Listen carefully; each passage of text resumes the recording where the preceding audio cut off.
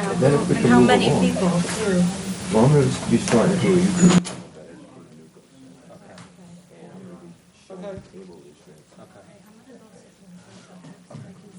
So I'm sorry that we made everybody wait, but I guess we'll start the meeting. We'll start with the Pledge of Allegiance.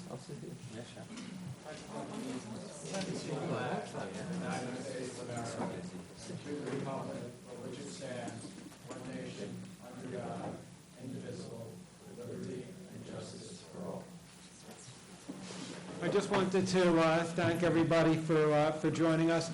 And just to start, the meeting, this meeting we decided to have because there was there's been a bunch of coyote sightings, during the year, and a couple weeks ago there was a major incident in Hastings where some rabid coyote attacked some residents of Hastings and Clarewood, and I thought that I was getting a lot of calls, and I thought that it would be helpful to have people who are familiar with coyotes give the community a briefing and let people know what they should do if they see a coyote.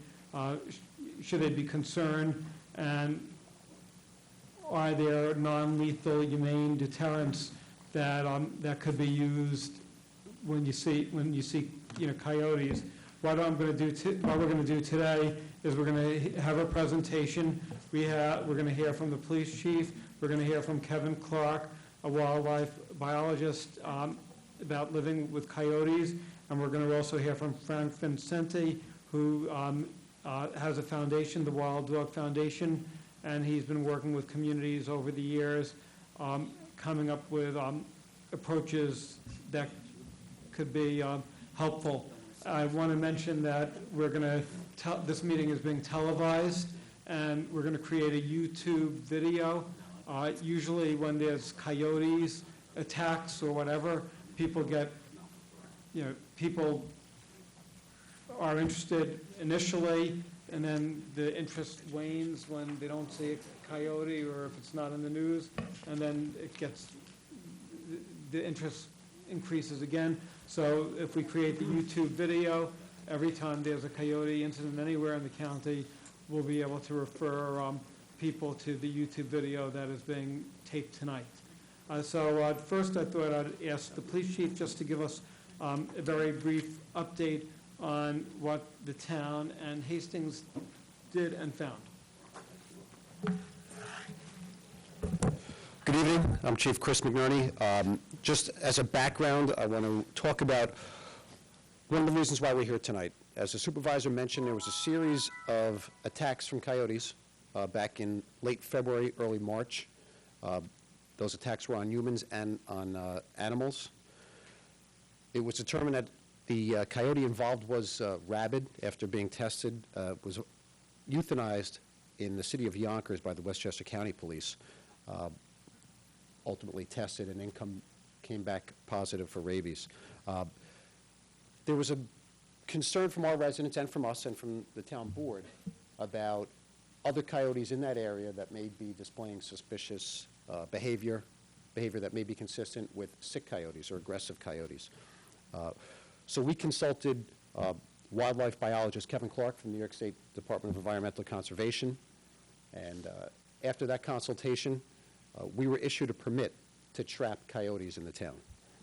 We then engaged the services of licensed wildlife trapper Jim Horton, who placed cameras in the area of our concern. Before he set any traps, it's his practice to set cameras to see what the extent of the problem is before he actually went to trap an animal. I think the best case scenario came out of this because his video showed nothing unusual. There was no observation of sick coyotes, not an overabundance of coyotes in the area, so there was no trapping ultimately done.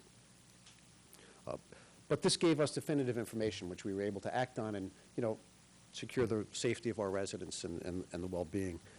So I just want to thank the town board for supporting us with this initiative. I also want to thank Sir Kevin Clarke and his assistant Rebecca for not only being so responsive back in March when we called upon them, but also for coming out tonight. It's a great resource for us to have, and just really thankful for you being And I here think the tonight. Village of Hastings, I did get a email from the mayor of Hastings, and they had similar situations. They hired a trapper, and they found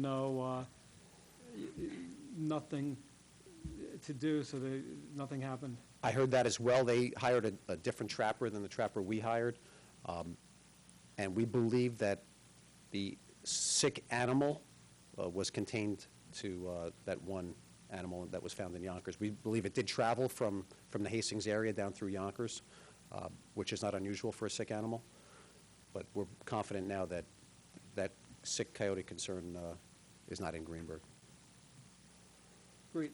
All right. So, thank you. So our next speaker is Kevin Clarke, a wildlife biologist, and he'll talk about living with coyotes. Thank you. Thanks, Paul. Thanks for those of you that showed up. I do a lot of these talks. I'll say they're often difficult talks to do. People often look for answers that maybe sometimes I feel like I can't provide to people. You know, they like to live their lifestyle in a certain way, and all of a sudden we have an animal on the landscape that's relatively new to the Westchester area that kind of causes them to have to modify their lifestyle sometimes to accommodate this animal, or at least protect their own animals in the presence of coyotes. So basically, what we had here in Greenburgh was a rabid coyote. Luckily, rabies burns itself out pretty quickly. The animals become extremely aggressive while they're infected, and over a period of about 24 to 48 hours, they get into this mode where the only thing on their mind is, I have to bite something to transmit this disease. And what happens is they start biting everything from bicycle wheels to car tires to people, cats, dogs. Sometimes the smaller animals that get involved in these attacks are killed. Luckily, the good thing is that goes away very quickly, and they're off the landscape, whether they're trapped and euthanized or they just die on their own from the disease. And that's why it kind of burns itself out pretty quickly, and we don't see these large outbreaks of rabies across the landscape, because it just doesn't last long in that individual. And it doesn't do very well in the environment on its own either. So once the animal that was sick is dead, it's pretty much gone. You know, people always have concerns, what about something coming and eating it? You know, we don't really hear of rabies being transmitted that way. Otherwise, you'd think, man, there'd be a lot of rabid animals. But the bottom line is any mammals can get rabies. And certain mammals, when they get rabies, get this rage form, gray foxes, red foxes, coyotes, raccoons, and they can be a threat to public safety. And luckily, Hastings, Greenburgh, Yonkers, they acted quickly. They took care of the problem. The reality is it probably would have been dead in another day anyway, but who knows how many people could have been bitten before that happened. So I was happy to see the way they responded. All hands were on deck, and they took care of the situation. Now, that being said, with respect to coyotes on the landscape, other than rabid coyotes that we see on occasion, the reality is we have coyotes in Westchester. They've been here for about 30 years now.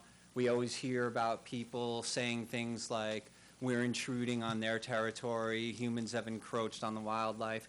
Well, coyotes are one of those species that in New York, that story's a little different, because they're kind of new on the landscape here. They came into New York about 70 or 80 years ago. They made it down to Westchester about 30, 40 years ago. And for a while, they didn't really do much on the landscape.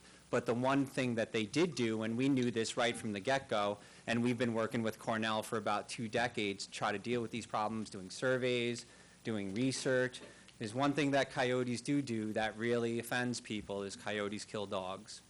And we see that, and I'll tell you the time that happens. There's kind of a cycle to this. And every April, I talk to the people in the office, and I say, well, that time has come. And it's denning period, and it's that pup rearing period, and all of a sudden coyotes become extremely territorial. And we might have coyotes on the landscape all year round, and we don't even know they're there. We might see them every once in a while in a green space here and there. We might see one creeping through the backyard while it's hunting mice or rabbits or whatever it is it's doing, acting like a coyote. And then all of a sudden April comes along and the behavior of that coyote changes. And what happens is dogs that are out there in the invisible fences, dogs that are being walked off leash in green spaces that coyotes occur in, they become threatened by coyotes. And often they become attacked and small dogs are killed by coyotes. We've seen occasions where coyotes will even walk near people that are walking larger dogs on leash. Doesn't seem to be an issue, but those dogs under 15 pounds certainly are threatened by coyotes. So my job is to come talk to you guys and give you some information about, what the dangers are with respect to coyotes on the landscape. To a lot of people, this is new, but when I first took over as the fur bearer biologist at DEC, that was in 2006, one of the first files that I looked at was a file called Coyote Conflicts in Greenburgh, New York. So it's not an unusual thing here, and it's something that's been on the landscape for a while, but these bad coyotes that cause this behavior or exhibit this behavior and kill the dogs, they seem to be more rare than the coyotes that don't exhibit this behavior. A lot of times we have communities that tell us people are seeing coyotes but no dogs are being killed, but then we get these territorial males sometimes in these breeding pairs that'll do just that, start killing dogs. And you see that with canids all across the world. Wolves kill coyotes, coyotes kill red foxes, coyotes will kill small dogs. So the best thing that I can do is come out and give some information about what you can do to avoid these conflicts, about what DEC's response to these conflicts are. Unfortunately, our response is a little bit reactive at this point, meaning when something happens, we react to it. And there's a couple ways that we react to it, but I'll get to that in a little bit. But one of the things that I want to express to people, and I really wish this room was full, and Paul said, you wish there was more people here. When I do talks like this, I'd like to look out in that room and see 300 people in that room. I want to see 1,000 people in that room. I want to get my message to the whole community. I do these public access television shows. I do radio broadcasts. I do everything I can. DEC every spring does a press release talking about coyotes on the landscape and these breeding pairs and the threats to small dogs and things like that. And it seems like the information doesn't get out there as much as we like. Now with social media, those things are changing. Now they have the ability to put this on YouTube and disseminate that information to people who aren't here. But what I'll ask you guys is disseminate this information to your friends. So here's the first thing I'll tell you. Coyotes are on the landscape. There's nothing that we can do about that. The biggest thing that I hear is, why can't you trap the coyotes and just move them somewhere else? Well, here's my opinion. If we have an animal that exhibits threatening behavior to humans, the last thing I want to do is move it somewhere else. So we have to think of ways that we can live with the wildlife that are out there on the landscape and what we can do to protect our property. And here's my number one thing, and I say this to people all the time, and you'll hear it, you look at our incident reports of dogs that are killed, the days of the invisible fence in the backyard are done. Because the only thing that does is it keeps your dog from leaving your property. But it does nothing to prevent a predator from coming onto your property and killing your dog. And a lot of these cases where dogs are killed, and this is across my region. This isn't just Westchester, it's Rockland. We see it in Ulster County. We've seen it in Dutchess County. We see it in Putnam County. We see it all across the region. They see it in California. They see it in New Jersey. They see it in Buffalo. They see it in Colorado. And if you look at any of the research that USDA has done or any of the experts on coyotes, they'll tell you the best thing that you can do is do away with the invisible fence. You're not doing yourself any favors. And that's a difficult thing for people to hear, because now all of a sudden here's this guy from DEC getting up here at the podium and telling you, you have to change your way of life in order to protect your property. But that's the reality of it. I think there are ways that we can coexist with wildlife species even when they exhibit these behaviors that are unwanted. And I think that best way is to not put our dogs in situations where they're vulnerable to attacks. So that's number one. Number two is, let's avoid doing things that attract coyotes. So coyotes are carnivores, all right? They're in the order Carnivora. They're predators, okay? 90% of their diet is some kind of small mammal. Sometimes we get reports of a couple coyotes getting together and taking a deer down. We know they kill fawns in the spring. They develop that search image. They take advantage of resources when they're available. But coyotes will eat seeds. Coyotes will eat fruits. Coyotes will eat vegetation. We have lots of things on the landscape that are attractive to coyotes. And what we found and what researchers have found in these urban areas, their home ranges are smaller because the spaces where they feel comfortable are pretty small. These small green spaces, golf courses, parks, things like that. So they're going to encounter people. So the best thing that we can do is try not to bring them close to our homes, not feed our pets outside, make compost so that it's not available, take care of our garbage so that it's not available, things like that. Just thinking about it a little bit. thinking about what we can do a little bit differently. You know, we deal with the same thing with black bears. Luckily, black bears, coyotes, humans aren't on the diet, so we don't have to talk about that. Every once in a while, we see something like in Rye in 2010 where a kid gets bitten, and in my mind, I was thinking that's a coyote that's experimenting. It'll probably never happen again. It's been 8 years. We haven't seen it happen again. Bit a kid, took off. And hopefully that'll never happen. Hopefully they'll never turn to the point where all of a sudden they see us as diet. And hopefully they'll just continue to do coyote things. But it's the pets. It's bringing them around people. It's habituating them to people. It's making it so that they feel comfortable around people. So number 3 is, besides, you know, changing those other behaviors, the invisible fences and not feeding pets outside, is, well, let's let them know that they're not our pals. They're not invited to our backyards. They're not an invited guest on my desk, on my desk. Well, I don't want them on my desk either because it'd be hard to get work done. But they're just not invited in places where people are when people are around, especially small children. But the problem is, people aren't always willing to take that step because there's that fear in their head. They think coyotes are these vindictive animals. If I do something, this thing's going to turn on me. Luckily, we haven't seen that behavior with coyotes, and hopefully we never, ever will. I'm really hoping. DEC, just like you guys, we don't want to see these conflicts occur, so I have to come out and educate. How can we avoid these conflicts? So we talk about things like hazing. You look at research like what USDA did in Colorado and some other places, and they talk about these hazing programs. We've gone so far as to put things on our website, and I've been telling people this for years: throw rocks, throw sticks, spray them with a garden hose. With black bears, we talk about making yourself look big and scary. Here's the problem with doing that in Westchester. Westchester coyotes live around people. They hear people yelling. People fight. It's what we do. We fight with our spouses. We fight with our kids. We fight with everybody. They hear people screaming all the time. They're aware of the presence of people. So making yourself look big and tall and scary, it's not always effective. So we have to use alternate approaches to kind of put that little bit of fear into them that, hey, that's not something I want to mess with. I don't want to be around them. Maybe they'll still go through the edge of the yard at night, kill mice, do us a favor, get rid of that carrier that carries Lyme disease, right? Oh my God, if we could do that, coyotes would help us with that. They'd be our best friend. But the reality is, they're going to be coyotes. So let's not let them feel comfortable being around people. Let's take the approach of, hey, when I see a coyote, I'm going to let it know you're not welcome here. And it'll still be around, but the hope is it's not going to approach people in their backyards. It's not going to approach a dog on a leash when somebody's walking it. So let's take those steps. The only way that works, though, is if everybody's on board with that. And I don't know how many people live in the town of Greenburgh, but I know it's more people than are in this room. And the problem is I'm not getting this message to everybody in the town just by talking to you folks in this room. So that's where I need you. That's where I need the YouTube video. That's where I need the town supervisor, the chief of police, to spread that information. Get our information out there so that you people can contact us and we can educate you over the phone. I can come down and do these meetings. But let's take the approach of not letting them feel comfortable around us, making sure there's not attractants in the backyard, and making sure that our pets aren't vulnerable.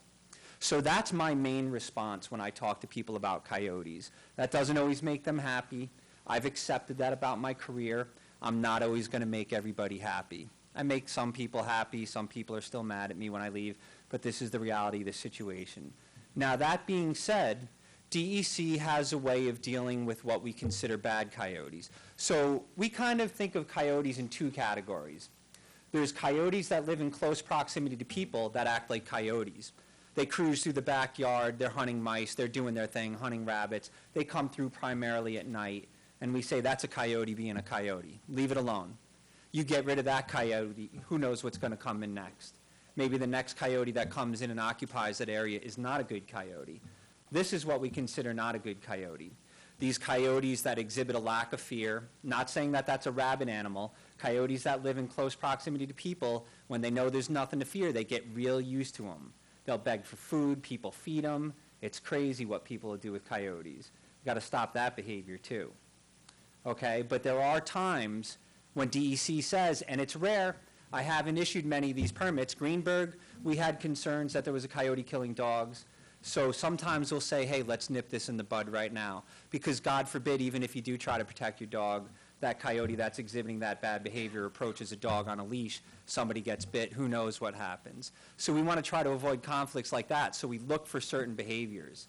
This lack of fear, and lack of fear isn't a coyote 60 feet away cruising through the backyard and you yell, hey, and that coyote stops and looks at you, and then you call me up and you say it's not afraid. That wouldn't make me scared either if I lived in an urban community. I walk down the street all the time, people go, hey, right? But if we take a little more drastic measure and it still exhibits no fear. We have one in New Paltz right now that killed a couple dogs a few weeks ago. Sent my technician out. She got within feet of this coyote. This thing's been walking up on people's decks. It's approached dogs on leash. So there are times, and I hate to say it because I never like to advocate for killing animals just out of vindictive reasons, because we don't like this animal around, because we're afraid of it, because we don't understand it. But there are times where we understand that there's coyotes that exhibit behavior that is unwanted in urban and suburban areas. In that case, what we do is we generally recommend removal of that animal. People say, why can't you take it somewhere else? So you're taking a coyote that's exhibited behavior that's threatening to either pets or humans, and you're moving it somewhere else. Well, guess what it's going to be when you move it somewhere else? So that's not our policy, to catch coyotes and move them somewhere else. Our policy is lethally remove that coyote. Get it off the landscape. The next ones that are there, hopefully they don't exhibit that behavior. You know, if there's any, truth to the fact that canids teach their young, maybe the good ones will teach their young to avoid people. My fear is the bad ones will teach their young to go near people, because they get food there. There's nothing to be afraid of, so they have no fear. They're not going to teach their offspring to avoid people. So we deal with the bad coyotes when we have to. Luckily, like I said, we don't have to do it too often. It's maybe once a year I get these reports of dogs being killed by coyotes, maybe twice a year. And what we do is we issue permits just like we did to the town of Greenburgh.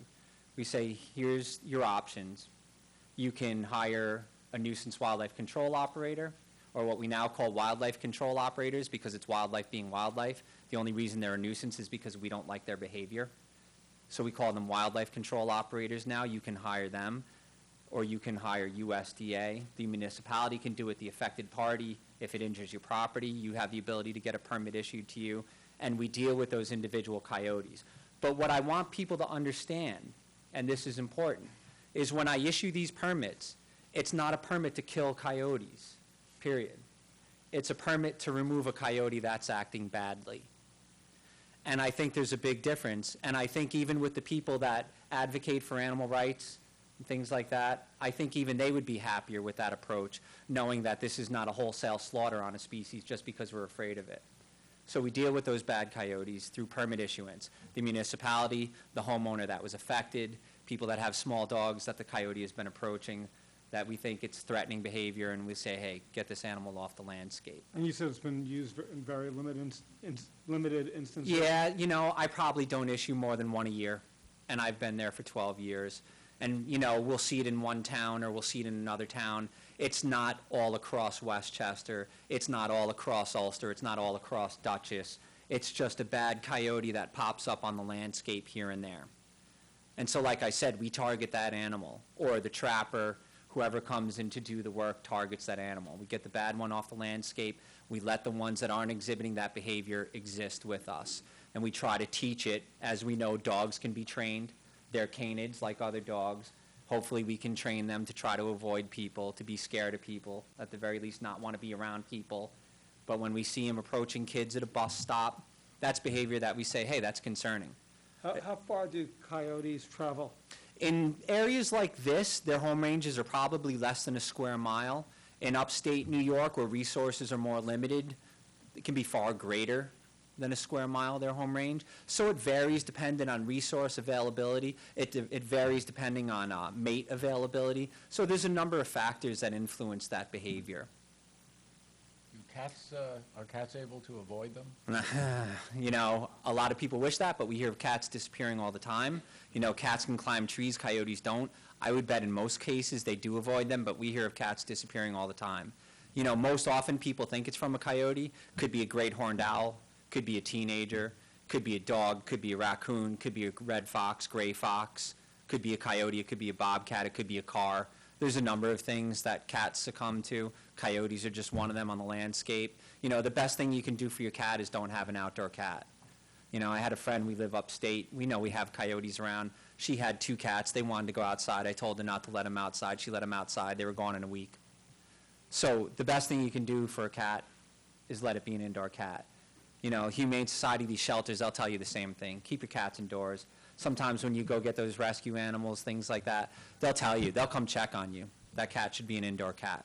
You know, I don't want to say that for a dog, but dogs, fenced backyards, not the invisible fence, but a physical barrier. Okay? Things like that. So there are ways that we can live with coyotes, and there are ways that we can deal with the bad coyotes when they come up. Pardon me, what height would these? We recommend a 6-foot fence. The issue with 6-foot fences is often municipalities have ordinances that restrict the ability of homeowners to put certain fences up. You know, I've dealt with this issue with deer. I'm dealing with it with coyotes. You know, the hope is that as these things evolve, some of those ordinances can change to benefit the constituents in that community, and that they allow things like fencing. I know fences are an expense. Nobody wants to hear that all of a sudden they have to pay however much money is to put a fence up. But if you want to have an outdoor dog, you know, it's a better solution than just, you know, letting them go outside unprotected. But 6 feet, they wouldn't be able to get over? 6 foot, if a coyote wanted to, it probably could get over that fence. The hope is it's enough of a deterrent. But, you know, I wouldn't guarantee it, and you can never predict with total certainty the behavior of wildlife. But I'll tell you, I'm sure a coyote, if it really wanted to get over a 6-foot fence, could. If there's a little Jack Russell on the other side of that fence yipping at him, drawing his attention, I'm sure if that coyote wanted to get over that 6-foot fence, he could. And about 15 pounds? Yeah, that's usually, when we look at our incident reports, it's usually dogs under that size. Definitely under 20 pounds. You know, our coyotes in New York are about 30 to 45 pounds. They're not as big as people think they are. You know, we get a lot of reports, the coyote's 100 pounds or greater. You know, we see a lot of these coyotes. The ones in New Paltz that killed the dogs a couple weeks ago, we actually got visual of them. One got hit by a car. It was about 30 pounds, maybe. So, With the coyotes that become rabid, what's the lifespan? From probably 24 to 48 hours once they start to exhibit symptoms. The problem is in 48 hours, they can do a lot of damage. So very quickly it goes. Yeah, but very quickly it goes, and that's why you don't see these broad-scale landscape outbreaks of rabies, just because it burns out so quickly. So quickly. So it's only going to have contact with so many other things that are going to spread that disease. A human gets bit, they get a vaccine. The vaccine seems to be 100% effective. So we're not going to transmit it, but certainly another coyote or raccoon, they could transmit it. I was at a meeting of, you could- That's a great question. Could you repeat? That's an awesome question. I'll tell you what, I wish I had the answer to that question. Excuse me, could you repeat the question? Just to She wanted to know if the coyote population was expanding, I'm assuming in Westchester, in this area. And the reality is that we don't have that information. You know, if you asked me this 10 years ago, I would have said no. I would have said that as one of those, you know, predators, that top of the pyramid predators, that resources limit them, that territoriality limits their populations, and that there would only be so many on the landscape. But then we see situations like in Newcastle at Chappaqua, where USDA did some work and they encountered as many as 7 coyotes in a community that had no idea they had that many.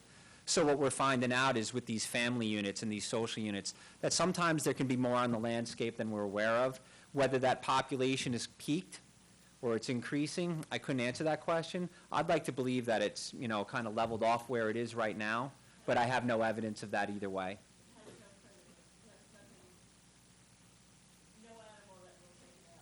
You know, wolves, but we don't have them here. The predator in New York is humans and cars. That's the predator for coyotes in New York. I was at a meeting at Clarewood, a condo, where there was a coyote attacking, you know, somebody, and animal control suggested that the best thing people in a condo could do is not leave food out. Sure. Well, here's the thing. Coyotes that get habituated to getting food from people, like other animals, and this is just my opinion, I don't want to say it's conjecture, I think it's a good scientific opinion. I've seen it with mute swans, where what happens is they start associating people with food, and they start begging for food. And when animals beg for food, it's aggressive. I got called, I was doing mute swan research back in, and, you know, you can always give me one of these if I start rambling on too long. I was doing mute swan research back in 2004, 2005, before I became the fur bearer biologist, and I got a call about a swan down in Greenwood Lake, and it was a vicious swan. This thing, you know, according to the people that called, this thing was vicious. It's going to kill somebody. And there's been documentation of a mute swan killing somebody, actually drowned a kayaker in the U.S. So, you know, we know male mute swans are territorial, they're aggressive. So I was like, I'm going to go down and check out this mute swan. And I went down there and I stood on the dock, and this thing came up to me and he starts doing this little Daffy Duck or Donald Duck sound that he makes. And he comes up and he starts biting my feet. And he sat there and I realized this thing wants to be fed. People are feeding him. So I reached down, I picked him up by the neck and I put him on the dock and he sat there with me. And I put a collar on him, and 2 days later somebody killed him with a baseball bat because they misinterpreted his behavior. So it's the same thing here. I think often we misinterpret the behavior of wildlife, and they see these coyotes as aggressive, attacking people, approaching people, and people are terrified of these animals. But in scenarios like that, I think to some degree, it's that we've habituated them to getting food from people, and the only way they know how to get food from people, they're not going to reach out their hand and ask for it, but they might reach their mouth out and ask for it, and that mouth has teeth on it. So, you know, I think we have different scenarios. I don't think there's a one-size-fits-all, and I think it's difficult to interpret this behavior as fitting every scenario. But I think there are situations where coyotes are being fed either inadvertently or intentionally by people. We've heard of people intentionally feeding coyotes, and then eventually they get bit. We've heard of people intentionally feeding black bears, and eventually they get swatted. Yeah, So but- don't feed coyotes or black bears, Yeah, please. a question. Not even inadvertently.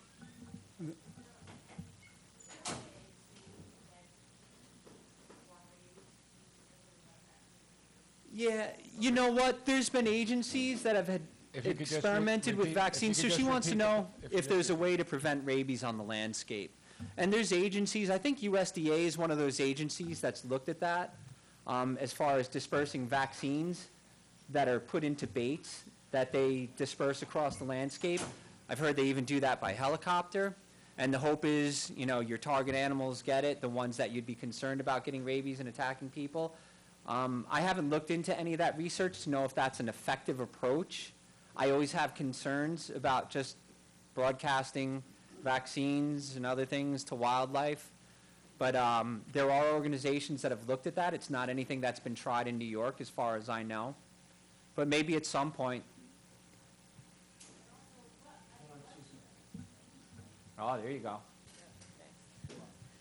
So what is a coyote attack like for the folks in Hastings? And also, weren't there attacks in Rye? There was. And then also, wasn't there a jogger in Greenburgh that was attacked on a trail? I'd never heard about that. Wasn't there, folks? I mean, there was. I mean, What was it that was attacked? a jogger, a female jogger. Oh, that was the rabid coyote. Yeah. But that was a few years ago. So, a few years ago? There's Yeah. a chance, if there was a human bitten by a coyote in Greenburgh, there's a chance that that animal was rabid also. Like I said, we haven't heard of this change in behavior in coyotes where they're targeting people, where they're attacking just out of pure aggression, territoriality, or whether it's because they think we're a food item. We just haven't seen that. The one in Rye seems to be the exception to that, but it was just a quick bite and then he was gone. And we never saw the behavior again, and hopefully we never will see the behavior again. What do you do? What would I do? What is an attack like? I have no idea what an attack's like. I never witnessed one, you know, but I would imagine it's like a dog attacking a person. I don't think it's going to happen. I don't think, you know, we're ever going to have normal coyotes just attacking people.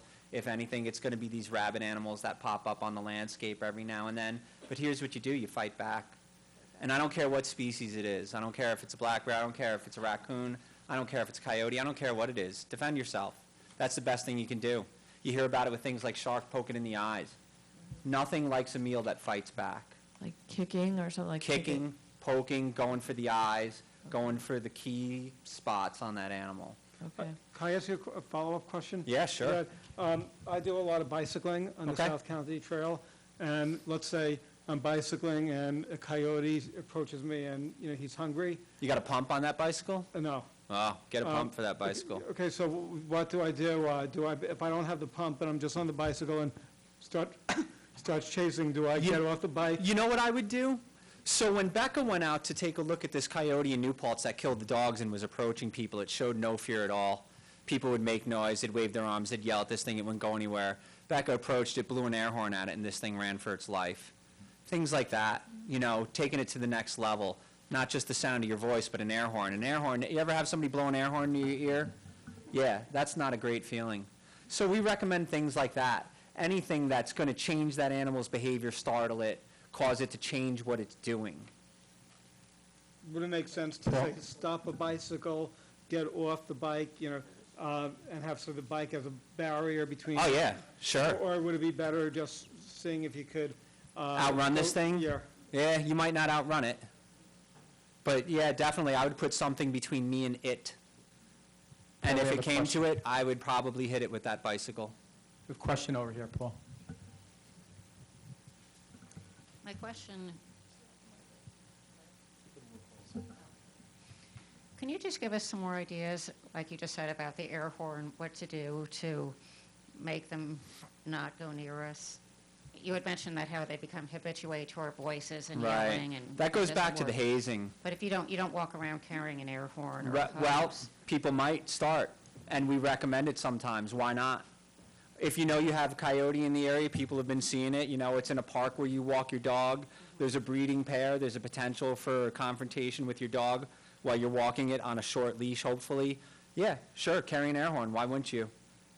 Carry a stick with you, carry a cane with you, carry a rock with you. Something that's going to change the mindset of that animal quickly. Okay. I'll bring the mic up to you. And he says, well, there is a coyote in the neighborhood between here and there. So I said, okay, fine, I'm in the area. Miss, can I bring you the mic, just no one can hear you at home?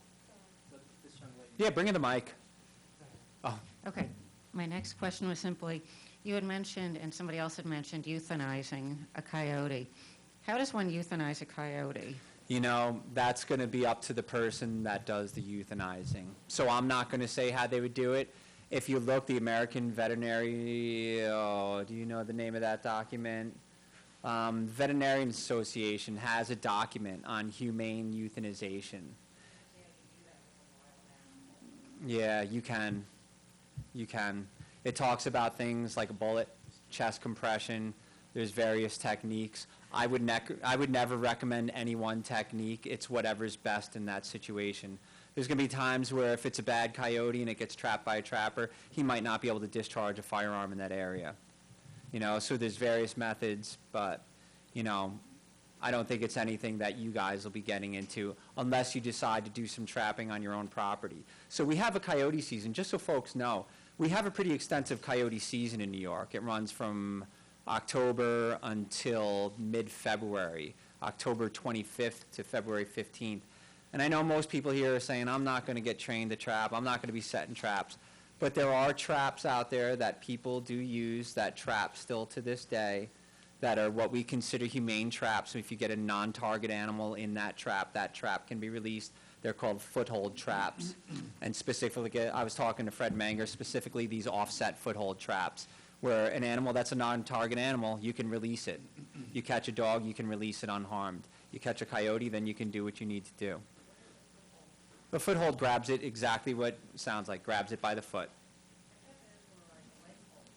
No, it's a foothold trap. They're grabbing it by the foot, not the leg. So technically, we call it a foothold trap. No, they are legal in New York for trapping.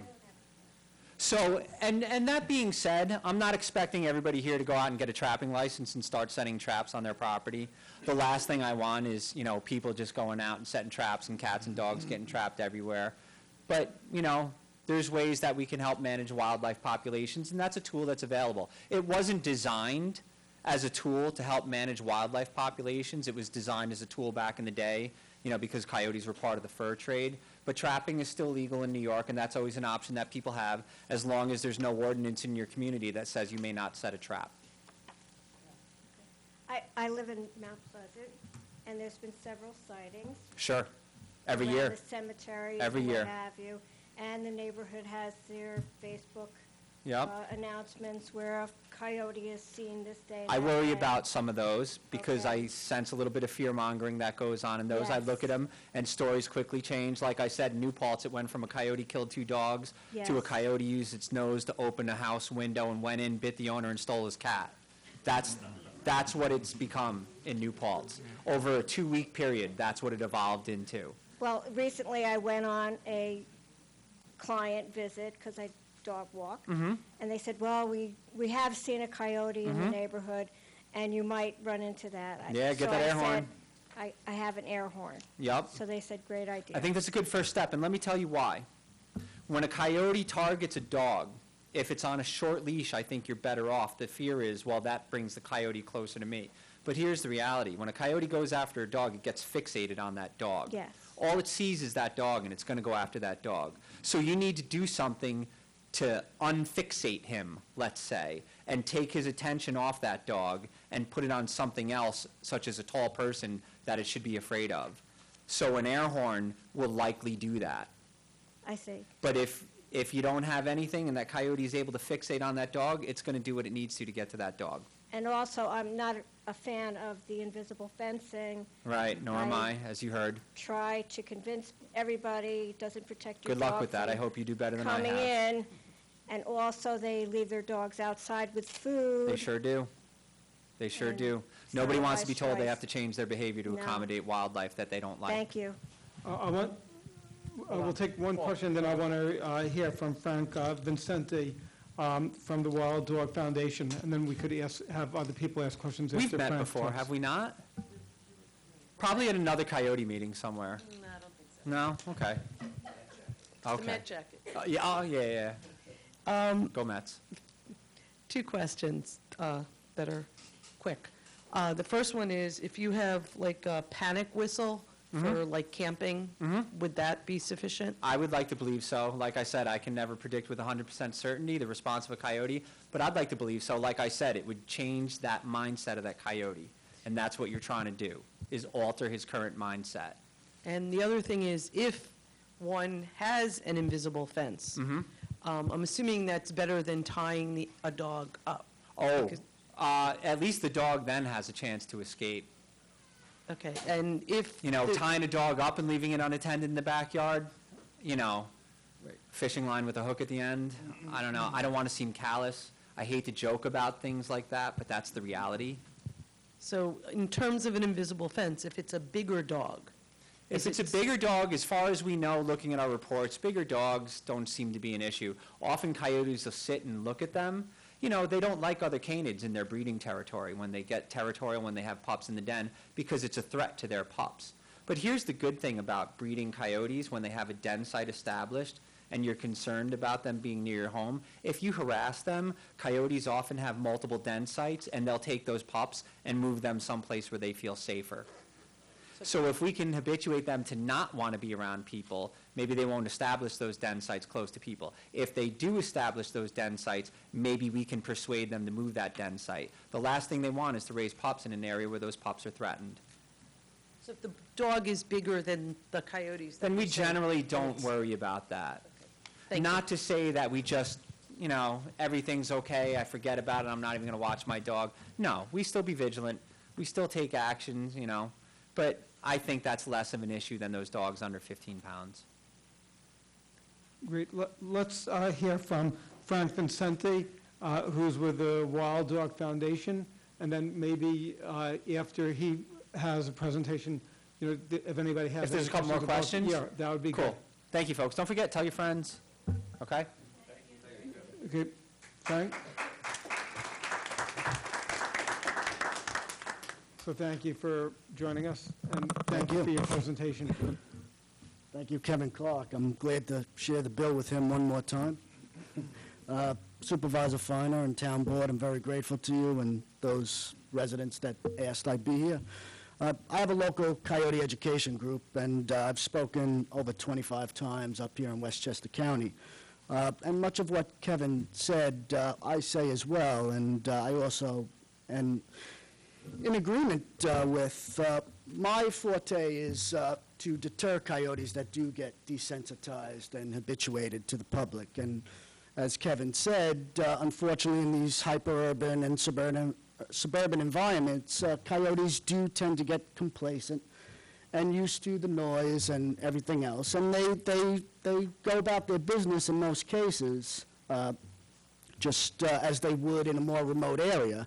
Unfortunately, in suburban and urban environments, if the public finds it unsuitable or inappropriate to have, that kind of controversial animal being complacent locally, it's understandable. But my experience, and I have experience with coyotes, deterring them humanely in most cases, in all cases. I have the dubious distinction, I guess, to having dealt with probably the most habituated coyote family in New York State at one point, which my deterring methods were working, but I was consistently compromised by, as Kevin said, people that claimed to be well-intentioned, but were habitually feeding the animals. But the animals, in reality, posed no threat to the public, and I felt I was qualified to make that distinction. And Kevin is right, with certain abhorrent behavior that shouldn't be tolerated. But I have to say that coyotes are incredibly intelligent animals, and I've had instances where my deterring is really not rocket science. I don't look like a rocket scientist. It's basic stuff. It's like what Kevin said, using canid aggression behavior, so to speak, against the coyote. I've never had coyotes turn the tables on me in every case, and I've dealt with some very, very bold, habituated coyotes, and they always run from me. I probably should take it a little personally, but, that's the behavior I want them to do, and I know Kevin wants that, and much of the public. And it's easy to do because even coyotes that have acquired a problematic behavior, as we would define it, are quick to learn to go back to what I would term appropriate behavior. And my whole thing is to aggressively go after them and, walk towards them. I usually run towards them. I know a lot of people don't like that or want to do that. I know back in 2013, Kevin and I did a town hall meeting, and I was asking the public to do the same kind of behaviors. I even offered to do it myself. I often do offer on my own expense and time to come up and harass coyotes, so to speak, to get them to revert back to what we would say appropriate behavior.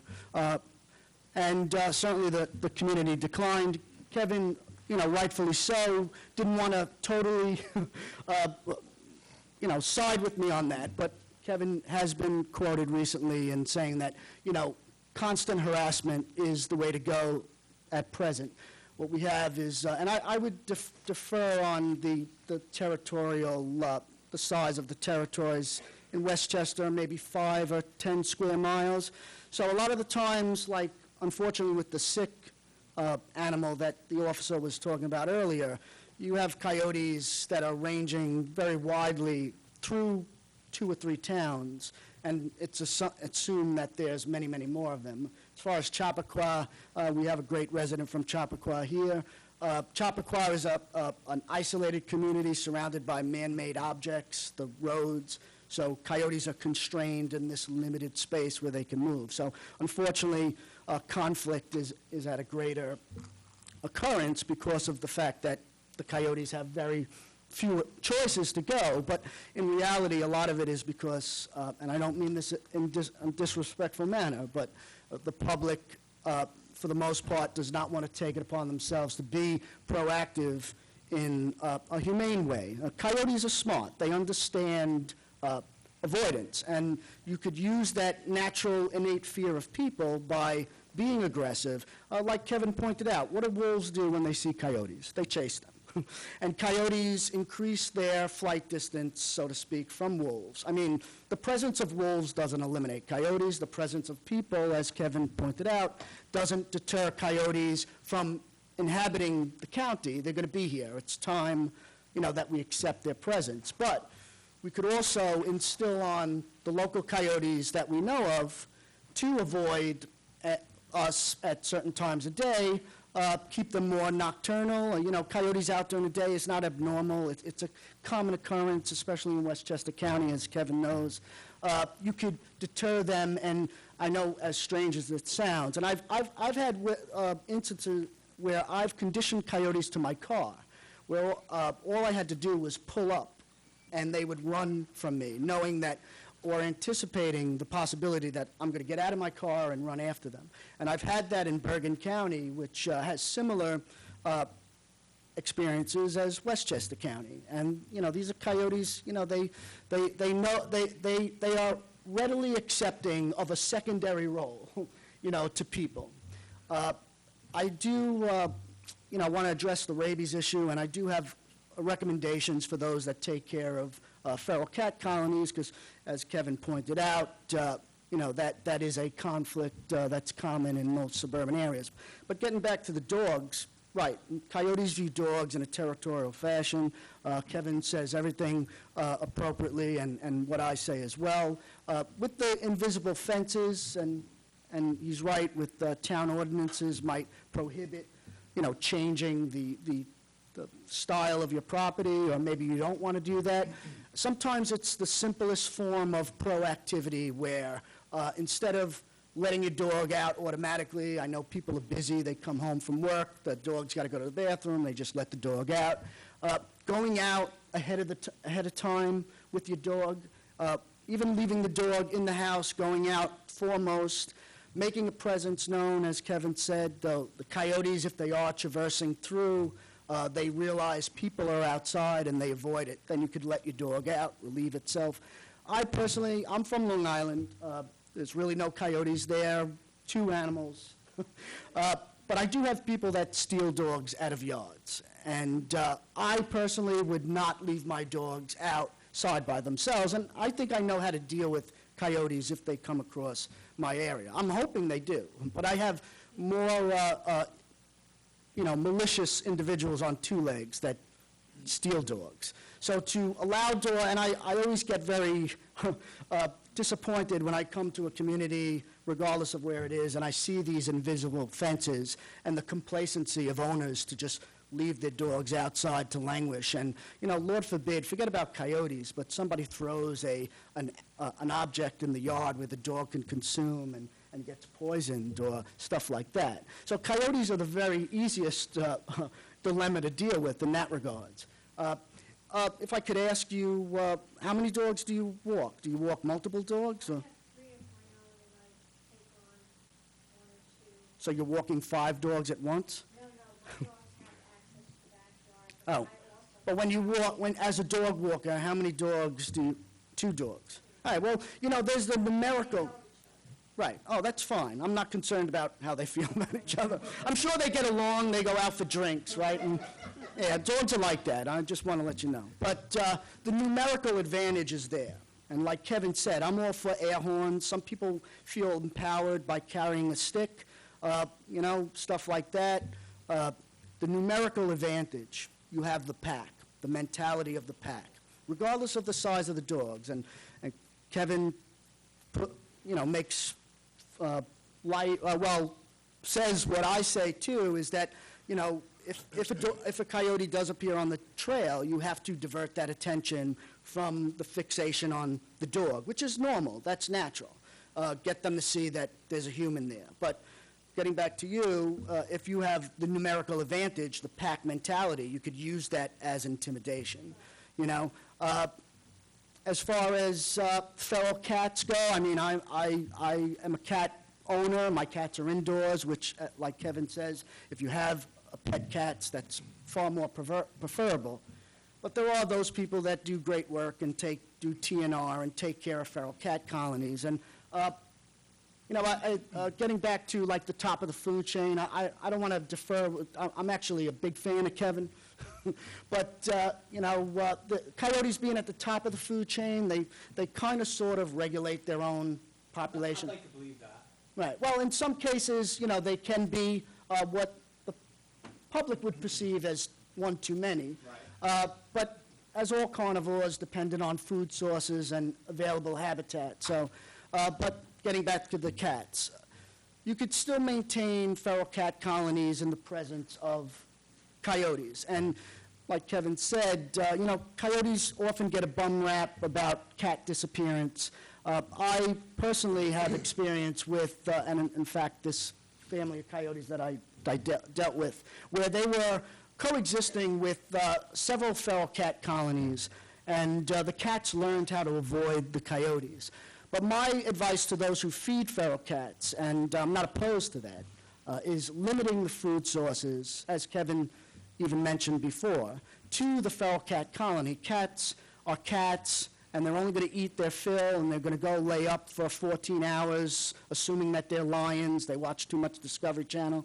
But, so this, when you limit the amount of food you put out, and most TNR people, well-intentioned, overfeed feral cat colonies, you allow for other animals to come in and get habituated to that end of being fed. If there's a coyote and it's sort of approaching you and you throw something. I chase them. I've never, like Kevin said, I've never had a coyote turn the tables on me.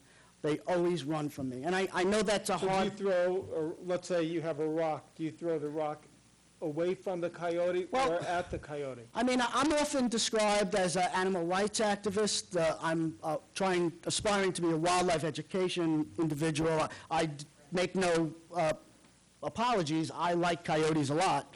I'm not opposed to stinging them a little bit so they get the message, if they could get, associate the potential of being, not injured. You don't want to injure the animal, but associate that negative interaction with the presence of people.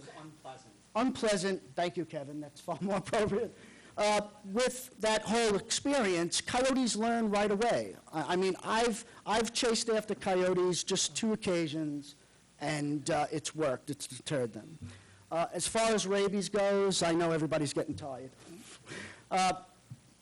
I would say that the best possible way, and rabies in coyotes is remarkably rare, when you look at the density of coyotes, especially in the county. Tragically, most of the incidents have happened within the lower Hudson Valley. But that's just numerical. Lots of people, as Kevin pointed out, lots of pets, lots of interactions with a potentially sick animal, but it's still very, very rare. Vaccinating coyotes is probably unfeasible due to the fact that there is no protocol for the animal itself. They're also very rare and very difficult to catch, as Kevin will tell you. So vaccinating them is probably unrealistic. But vaccinating with the oral baits, as Kevin pointed out, for vector animals like raccoons and skunk, which are the most common animals that acquire rabies, especially in the lower Hudson Valley, that would allow for the disease not to travel up the food chain.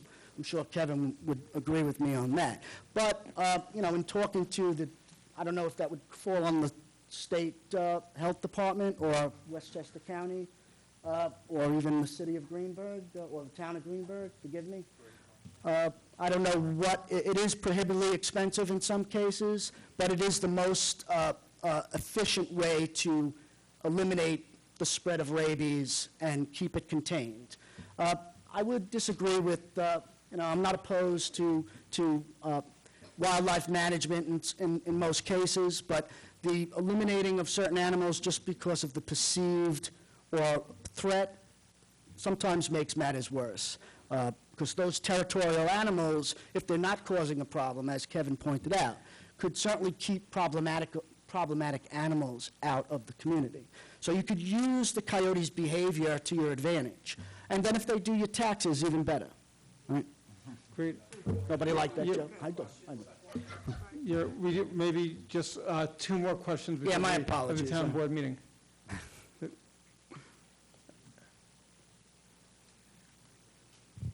Thank you. I have a question for Kevin. Kevin.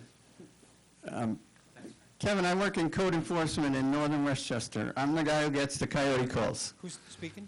I am. We have a neighborhood where there's a resident who feeds the coyote and the Canadian geese. Now, those neighbors are beside themselves. Are there any DEC regulations, or are you aware of any other municipality that has a regulation that would prohibit that kind of No. thing? No. We have a regulation that prohibits the feeding of white-tailed deer. We have a regulation that prohibits the feeding of black bears. Currently, we have no regulation that prohibits the feeding of coyotes. Any advice I can give these neighbors? Write them a ticket. Come up with an ordinance in your municipality. Yeah, we don't have one Convince- right now, so we're... Convince the people, the powers that be, to write an ordinance that prohibits the feeding of coyotes, Okay. especially if it's intentional. Unintentional, I would do away with that, too. I mean, in feeding of any wildlife, all you're doing is causing problems. Even if it's not causing a problem for humans, you're causing interspecific aggression. You know, my mother-in-law wants to know why the squirrel comes and chases everything away from the bird feeder. You know, you're creating a scenario where animals are put in close proximity to each other, different species, that you normally would not see. So when you feed those animals, you bring them together, they congregate, you all of a sudden get aggression that you don't see in most wild situations. So I would love to see people do away with feeding animals. They don't need the help. Everybody thinks they need the help. They don't. We could artificially inflate those populations by feeding. Now they need the help because there's not enough natural resources to allow those populations to exist at the levels that we've gotten them to with artificial feeding. I would love it if we just didn't feed them, birds, everything. I think we should let nature kind of dictate the population levels that should be on the landscape. But if I had it my way and I had any say in that, I'd write an ordinance and I'd start writing tickets. And people don't want to hear that. There are lovely people. They could be the best people on earth. They have the greatest intentions. And then you're going to write them a ticket for feeding animals. And you basically make them a criminal. But here's the reality. You got to do what you got to do. Would DEC be able to come up with like a model? You know, I could definitely talk to the fur team about that, and perhaps we could come up with some language. And that's the most difficult thing when it comes to writing laws and regulations, is coming up with language that makes sense. It's very difficult to do. That's why we're asking you. Yeah.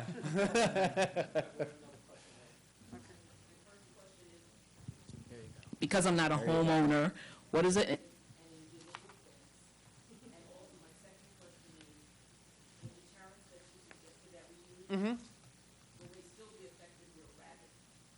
No. Nothing's effective with a rabid animal. In my mind, a rabid animal is a zombie. Its brain has stopped functioning the way normal animals would. And like I said, that virus is controlling that animal, and what it's telling that animal to do is spread the disease as quickly as it can, because it knows that host is going to be dead in a short period of time. So it makes it aggressive so that it'll bite anything.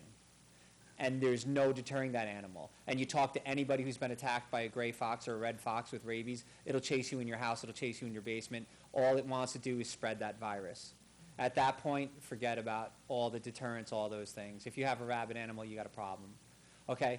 But as far as deterrents or things to protect dogs, and I didn't think of this before, and some people might think this is kind of funny, take out your cell phones, go home, look at your computer, and look up this coyote armor, or dog armor, or dog vests. They make Kevlar vests that protect the neck and throat of your pet, and it has spikes on it.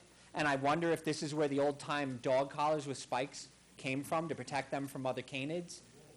Yeah, probably. So you're giving your dog an additional layer of protection other than what you can provide for it. So take a look. They look silly. People might think, God, that's ridiculous. I don't think it's ridiculous. I've seen them. I'm becoming a big fan very quickly. Kevlar vests with spikes. And they even have bristles that you can put on, makes it look like a porcupine. Whether that's going to fool a coyote, I think a coyote knows what another dog is. I think that's taken a little far. They're cool-looking colors and everything. Yeah, it's awesome. But the spikes and the Kevlar protection around the vitals, I recommend that. Why not? If I was going to walk my dog in a park where there was a coyote, a breeding pair, I'd put that on my dog. Great. We have the rest of the town board meeting, but I want to thank you and Frank for this very informative presentation, and really appreciate you taking time to be with us today. Awesome. And Elfrida Williams is here, our county legislator. Did you have any thoughts or questions from a county standpoint?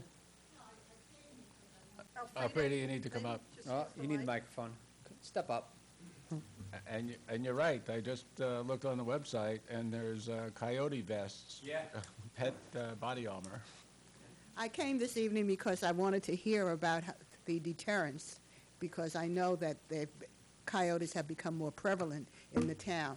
So I'm delighted to hear about the various deterrent measures and how to protect our citizens. And the other reason I came, of course, is to celebrate the Elmsford basketball team. So Great. that's great. So we're going to Yeah. bring They them could in. throw a basketball out of the Coyote if they That too, that too. But thank you. So thank you. Thank you very much. This was very helpful. Thank you. Thank you, guys. Thanks, everybody. Okay, next we'll move. That was very interesting, wasn't it?